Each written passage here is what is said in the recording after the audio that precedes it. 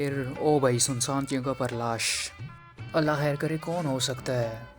السلام علیکم، آج ہے جمعہ کا بابرکت دن اور صبح اٹھ کر پہلے تو میں نے کپڑے استری کیے کیونکہ رات کو کرنا میں بھول گیا تھا۔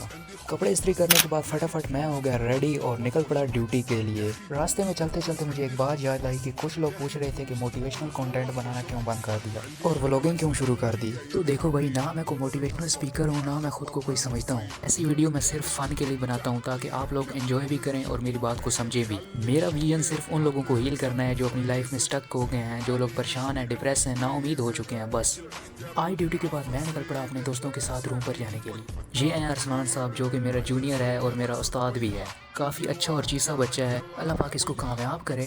خیر، راستے میں چلتے چلتے ذیشان صاحب نے بونگیاں مارنا شروع کر دی اور پھر یہ بندہ مجھے بولتا ہے کہ میرے اباؤٹ ایسی باتیں نہ کیا کرو، چیک کر لیں اس کی حرکتیں، اللہ پاک اس کو ہدایت دے۔ اور پھر او بھائی سنسان جگہ پر لاش، اللہ خیر کرے کون ہو سکتا ہے۔ او تیری، یہ تو اپنا ہی بندہ نکلا۔ سچ بتاؤں تو یہ وہ واحد انسان ہے جس کا نورانی بوتھا دیکھ کر میری ساری ٹینشنیں ختم ہو جاتی ہیں۔ خیر، ان لوگوں کو میں نے چھوڑا ہوٹل پر کیونکہ میں نے تو کھانا نہیں۔ پھر میں آ گیا ان سموسے والے بھائی کے پاس جہاں سے میں نے گرم گرم سموسے کھائے۔ پھر میں نے ان کو بل پے کیا اور جب تک میں بل پے کر رہا ہوں آپ چینل کو سبسکرائب اور ویڈیو کو لائک کر دیں۔